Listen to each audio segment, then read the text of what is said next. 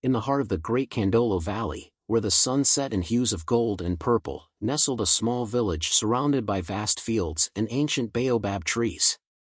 This village, though simple, was alive with the rhythm of daily life, the laughter of children, the songs of farmers, and the steady hum of elders sharing wisdom beneath the great tree at the center. It was a village built on tradition, a place where families were tightly woven together like the colorful chitinge fabrics worn by the women. But for one girl, the village was not a home, it was a place of silent struggle, a place where she was always on the outside looking in. Her name was Nyah.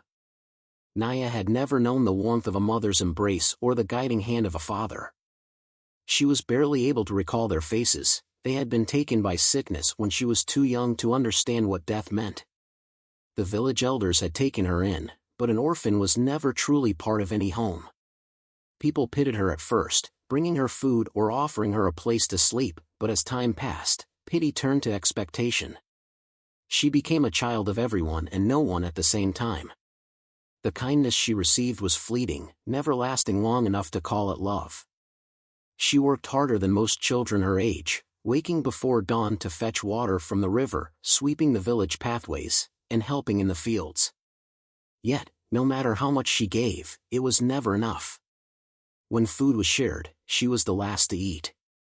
When there were festivities, she was the shadow at the edge, watching but never included. Some of the other children whispered behind her back, calling her orphan of the wind, as if she was nothing more than a leaf carried by fate, with no roots to ground her. Nyah did not cry. She did not complain. She had learned early that tears would bring her no comfort. Instead, she listened. She listened to the village elders as they told stories of heroes who had left home in search of something greater. She listened to the wind as it rustled through the trees, whispering secrets only she could understand. She listened to the voice deep inside her, the voice that told her she was meant for more. As she grew older, the weight of her isolation became heavier. The older women expected her to cook and clean without question. The men ignored her existence unless they needed her to carry firewood or sweep the compound. She had no dowry, no family name to boast of, and so, to them, she was of little value. Even the village matchmaker, who often found husbands for the young girls, never once mentioned Nyah's name. The unspoken truth was clear, she would never belong, never be chosen, never be more than a burden. But Nyah had dreams. She had heard of the great city beyond the hills, a place where the streets were filled with merchants, scholars, and travelers from distant lands.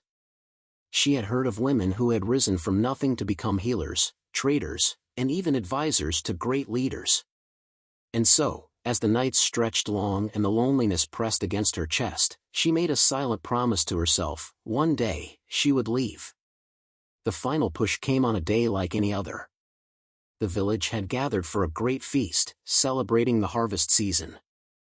The air was thick with the scent of roasted meat and fresh bread. Drums echoed through the night as dancers moved in circles, their bodies swaying to the rhythm of the earth. Nyah had spent the entire day working, grinding grain, carrying water, and serving food. She had not eaten since dawn, but when the time came for the feast to begin, she was forgotten. She stood at the edge of the gathering, hunger gnawing at her stomach as she watched the others laugh and eat. Her heart ached, not just from hunger, but from the realization that she was invisible. No one looked for her. No one saved her a place by the fire. She was nothing more than the wind passing through. That night, as the village slept, she packed what little she had, a worn shawl, a wooden comb, and a small pouch of dried fruit.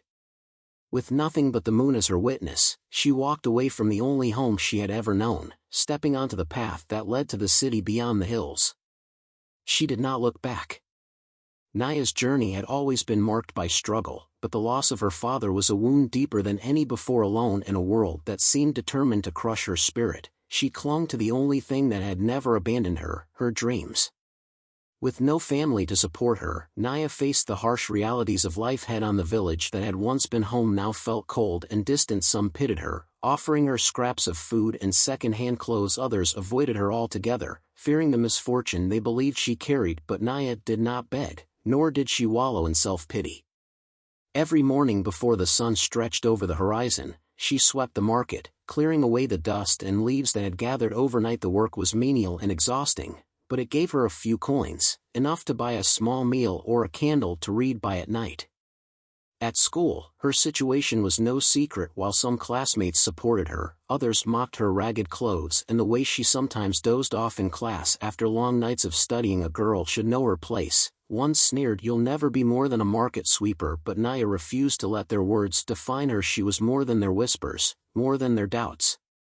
One day, as she sat outside the village library, reading a tattered old book she had found discarded, an elderly woman approached her. She was Madame Adiino, a retired teacher who had once taught in the city but had returned to the village in her old age. "What are you reading?" the woman asked. Nyah looked up cautiously, unsure whether to answer. "The history of great leaders," she finally said, holding up the book.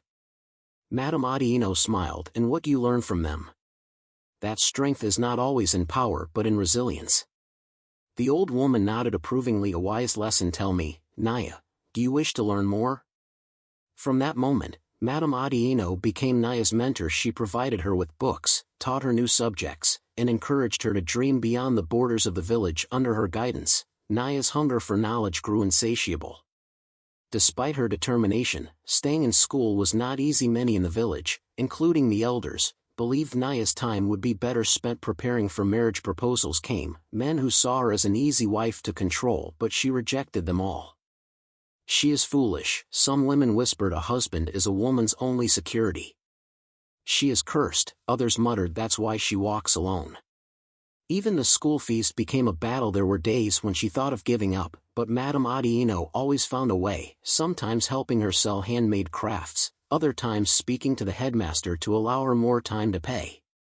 And Nyah never took that help for granted. She worked harder than ever, proving that she was not just another village girl destined for obscurity. She was a warrior in her own way, battling ignorance and tradition with every lesson she learned.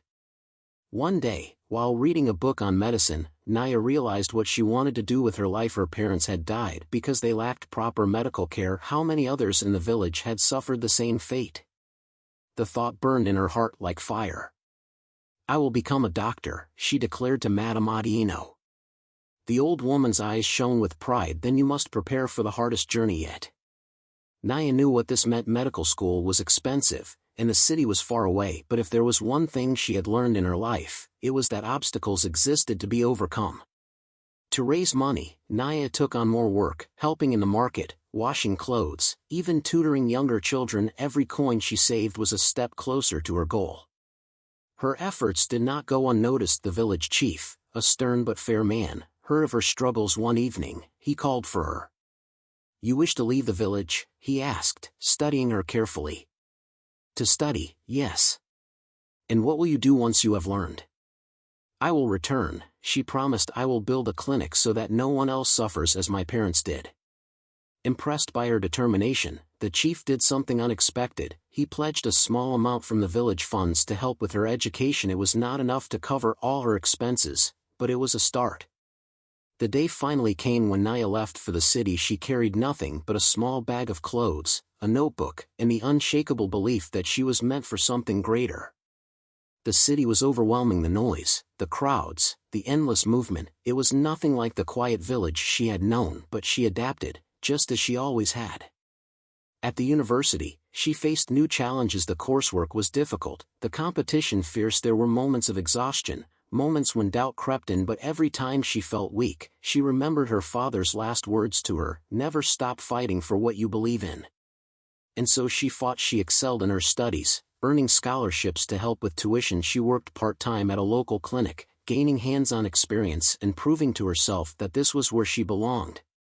Years later, Nyah did what many thought impossible. She returned to her village, not as a broken girl, not as a failed dreamer, but as Dr. Nyah. The whispers changed. She did it. She is not cursed, she is blessed. Her first act was to open a small clinic with the help of Madame Adiino and the village chief. It was nothing grand, just a few rooms and basic supplies, but it was the beginning of something great. And when the first sick child was brought to her, and she was able to heal them, she knew she had fulfilled her destiny. Nyah had proven that resilience, not circumstance, defines one's fate, and in doing so, she became a beacon of hope for every young girl who dared to dream beyond the limits the world had set for her. Her story was no longer just about struggle, it was about triumph, about breaking barriers, about the power of believing in oneself. And in the flickering light of the clinic, just as she had once studied under an oil lamp, she smiled. Because this was just the beginning.